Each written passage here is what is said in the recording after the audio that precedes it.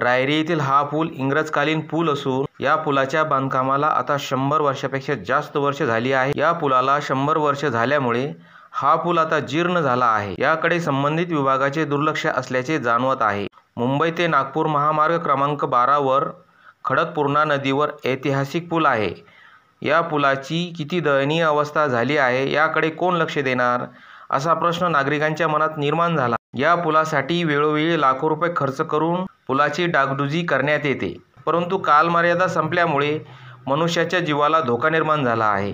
रायरी येथील पुलावरील जड वाहतूक कधी बंद होणार? स्थानिक लोकप्रतिनिधींनी याकडे लवकरात लवकर लक्ष द्यावे, जेणेकरून मनुष्यहानी होणार नाही। परंतु कोणताही मोठा धोका होण्यापूर्वी मोठी हानी झाल्यावरच प्रशासन जागी होतं, हे मागील काही काळात आपण पाहिलेलं आहे। परंतु कोणताही मोठा धोका होण्यापूर्वी त्याची दखल घेतली गेली तरच येणारे मोठं संकट टळू शकतं। वाहतूक सुरळीत होण्यासाठी जड वाहनाची पर्यायी व्यवस्था म्हणून नवीन पुलासाठी 10 कोटी रुपये खर्च करण्यात आले। राज्य महामार्गावरील सिंदखेड तालुक्यातील खडकपूर्णा नदीवर असलेल्या रायरी पूल या पुलाची कालमर्यादा संपल्यामुळे जड वाहतूक बंद करण्यात आली होती। मात्र संबंधित अधिकाऱ्याच्या दुर्लक्षामुळे अजूनही या पुलावर जड वाहतूक सुरूच आहे।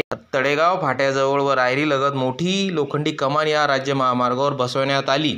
या कमानीतून केवळ लहान वाहने जाणार होती, परंतु जड वाहन देखील जात आहे।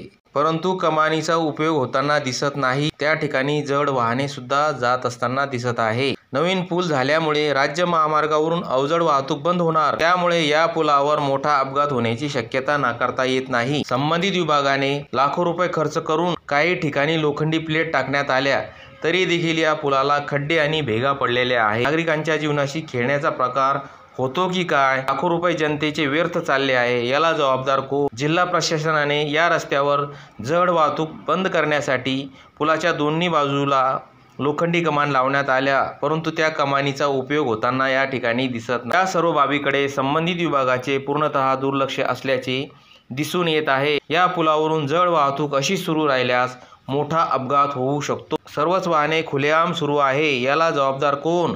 शासन की प्रशासन?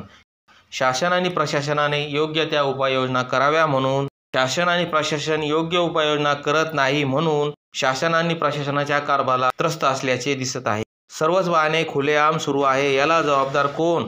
शासन की प्रशासन? याबाबत जनतेमध्ये अनेक प्रश्न निर्माण होत आहे। या पुलावरील होणारी जड वाहतूक लवकरात लवकर बंद करावी, जेणेकरून होणारा मोठा अनर्थ टळेल। हेच आपण या सर्व बाबी आपण या चॅनलच्या माध्यमातून सरकारपर्यंत नेण्याचा प्रयत्न करत आहोत।